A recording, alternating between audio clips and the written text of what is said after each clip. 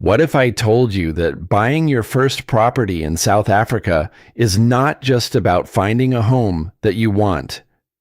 It's about knowing the rules of the game. It is a complex, long-term financial, legal, and emotional commitment requiring thorough due diligence. Because here's the truth. Thousands of South Africans rush into buying property every year, and many of them regret it. Not because property is bad, but because they didn't understand the hidden costs, the banks, the risks, and the opportunities. In today's video, I'm going to walk you through what banks don't explain properly, the real costs beyond the purchase price, how to qualify for a bond, what an offer to purchase really is, how estate agents actually get paid, government help you might not know about, mistakes that cost first-time buyers hundreds of thousands of rands. And if you stay until the end, I'll tell you how some first-time buyers manage to get 100% home loans without a deposit.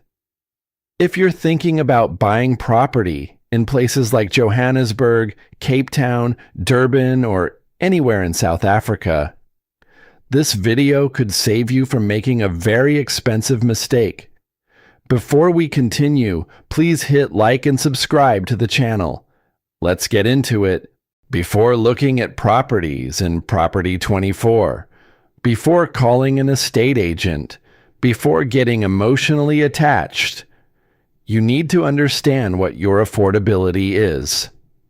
And this is done by understanding the costs associated with buying and owning a house.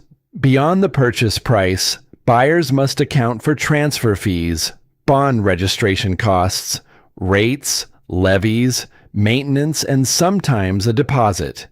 To qualify for a bond in South Africa, you need to have a stable income, good credit score. Your debt-to-income ratio must be under control. Most banks, like Standard Bank, FNB, Nedbank, and ABSA, use similar affordability method. Right after the bank approves your bond, you need to pay for bond registration costs, transfer fees, and transfer duty.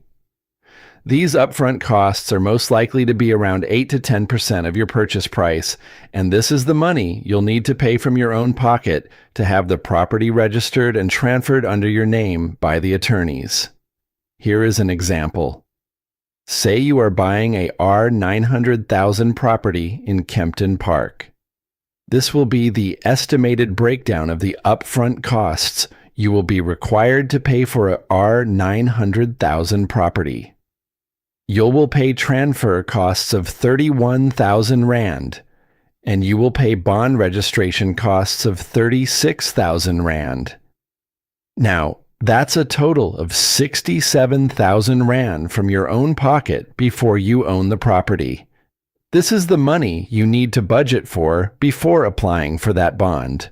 Once you have the property registered and transferred under your name, now these are the monthly costs associated with owning a property in South Africa. Please make sure you include these monthly costs in your affordability calculations. 1. Bond repayment. 2. Rates and taxes. 3. Levies. 4. Water. 5. Sewerage. 6. Refuse. This generally ranges from 1,000 Rand to over 4,000 Rand per month depending on your consumption and the area you stay in. You will also have to pay for home or building insurance every month. Many first-time home buyers don't include all these costs when calculating their affordability, and they end up with houses they cannot afford. When you are done calculating your affordability, you can then start looking for the property to buy based on your affordability. After finding a property that ticks all your boxes, you'll have to go view the property. You will arrange for viewing with an estate agent responsible for selling the house. If you like the property, you will have to make an offer and sign the offer to purchase. An offer to purchase, often called an OTP, is the document you sign when you want to buy a property. Here's what many beginners don't understand. Once the seller signs it too, it becomes a legally binding contract. That means you cannot just change your mind. You cannot just walk away. You may face legal consequences if you do, even if you are just making an offer. Here is a simple example. You see a house for 1 million rand. You sign an OTP offering 950,000 rand. The seller accepts and signs. Congratulations, you just entered into a legal contract. That's why you must read everything before signing an OTP. Look for important conditions like sold as Votstoots, meaning an item or property is sold as is, or with all its faults. Disclosure and declaration. It requires sellers to list known defects, hidden issues, and improvements to protect buyers and avoid liability. You can also add your own special conditions into the offer to purchase. If you don't understand something, ask, or even better, speak to a property attorney before signing. Never sign an OTP under pressure. Now let's talk about estate agents. Estate agents help market the property, arrange viewings, negotiate between buyer and seller, prepare the offer to purchase. Now here's something very important. The estate agent is paid commission by the seller when the property is sold, usually around 5% to 10% of the purchase price. That means they only get paid if the sale goes through. Remember, the agent works for the seller, not for you. You must protect your own interests. Don't take everything they say without proof. Ask for that proof of levies, rates, and taxes so that you will know how much you will be paying every month. Ask if the estate agent is registered with the PPRA and verify this. Take your time, ask questions. Don't let excitement push you.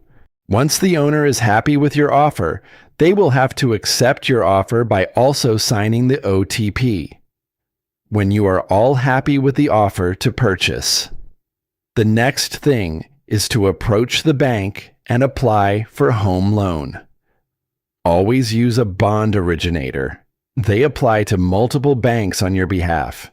This will increase your chances of approval and negotiating a better interest rate. Your estate agent will submit your documents to the bond originator on your behalf. Always compare rates from different banks, and you don't have to accept the first rate they offer you. You can always negotiate for a better rate. Once your home loan application is successful with the bank, it will be handed over to the attorneys for transfer and registration, and this is where you will be required to pay for buying costs. Here's some good news. You can get 100% to 105% home loans in South Africa if you have a good credit profile. But sometimes you will be required to pay a 10% to 20% deposit depending on your credit profile. Many South Africans don't know about FLISP. FLISP stands for Finance Linked Individual Subsidy Program. If you earn between 3,501 Rand and 22,000 Rand per month, government may give you a subsidy toward your home loan. This is overseen by the National Housing Finance Corporation. You could receive funds to assist with your first home.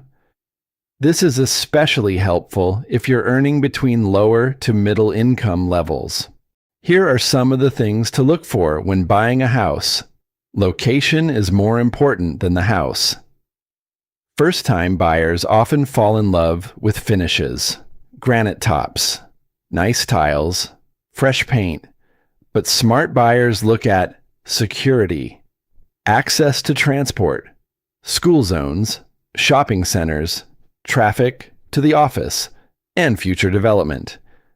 A smaller property in a strong area is usually better than a big property in a declining area. Property is not just a home. It's an asset.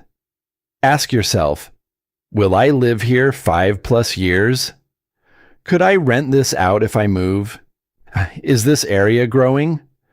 South Africa's property market moves in cycles.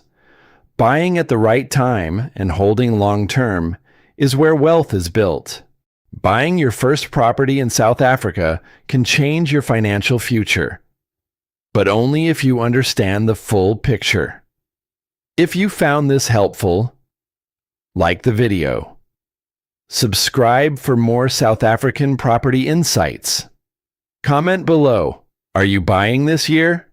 And if you want a full breakdown of how to buy a property and live for free in South Africa, step by step, watch the next video on your screen right now. Your first property could be your biggest wealth move. Make it wisely. Thank you for watching. God bless you all.